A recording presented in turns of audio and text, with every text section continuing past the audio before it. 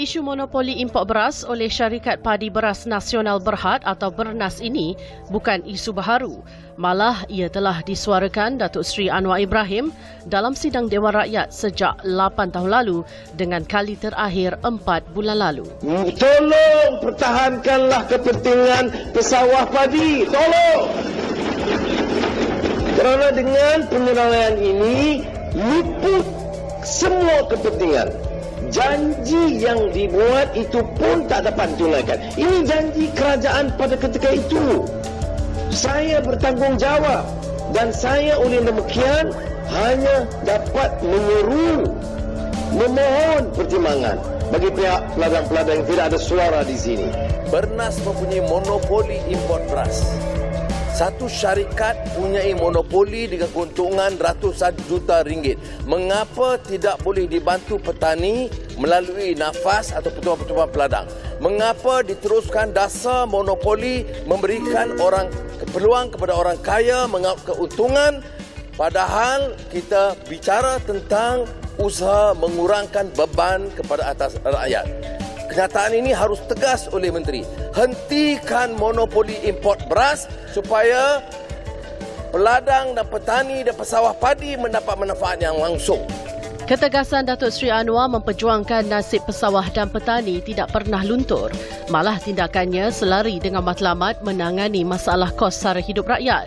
Akan tetapi, terdapat suara yang cuba memercikkan api perkauman apabila Perdana Menteri memberi teguran kepada Tan Sri Syed Mohtar. Mereka menganggap teguran itu seolah-olah hendak merosakkan empayar usahawan Melayu itu, walaupun perkara berkaitan reformasi pertanian telah lama disuarakan. Dan beliau juga sering menekankan bagaimana perlunya membantu orang-orang miskin, elak monopoli dan bagaimana nak menghapuskan orang tengah ini. Perkara inilah selalu ditekankan dan Alhamdulillah selepas beliau menjadi Perdana Menteri, perkara ini ditekankan. Sebab beliau tidak mahu monopoli itu berterusan di kalangan kelompok-kelompok yang pernas, yang kaya raya. Di satu pihak lagi yang mengeluar itu miskin. Malah masalah sebenar yang perlu diselesaikan Perdana Menteri ialah isu kemiskinan pesawah dan petani yang perlu digalas oleh generasi seterusnya.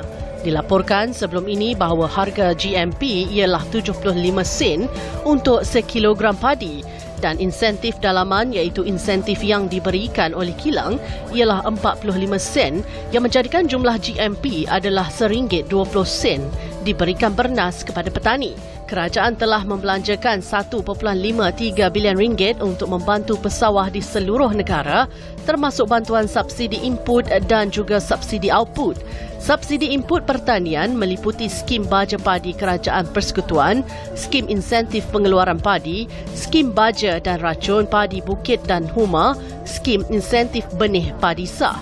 Subsidi output diberikan melalui skim subsidi harga padi SSHP yang mana pesawah mendapat insentif apabila menjual harga padi.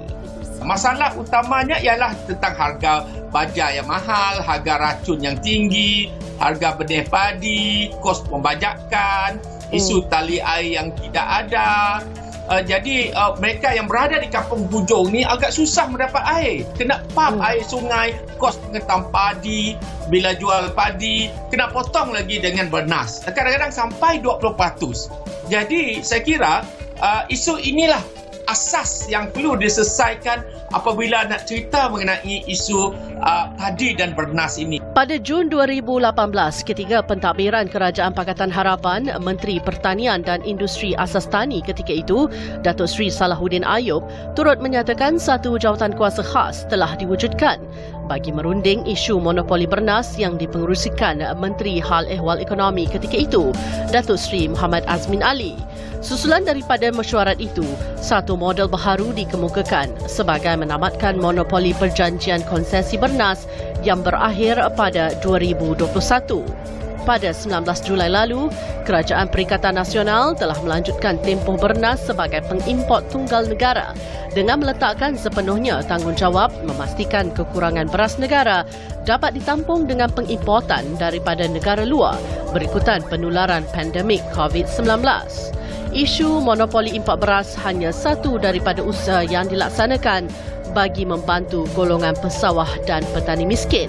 Masih banyak yang perlu dilakukan bagi memastikan Malaysia bersedia untuk berdepan kegawatan ekonomi dan krisis bekalan makanan dunia selepas ini. Apakah langkah seterusnya yang akan dilaksanakan oleh kerajaan perpaduan ini untuk memajukan negara? Sama-sama kita nantikan. Laporan Noliana Zulkifli, Bernama TV.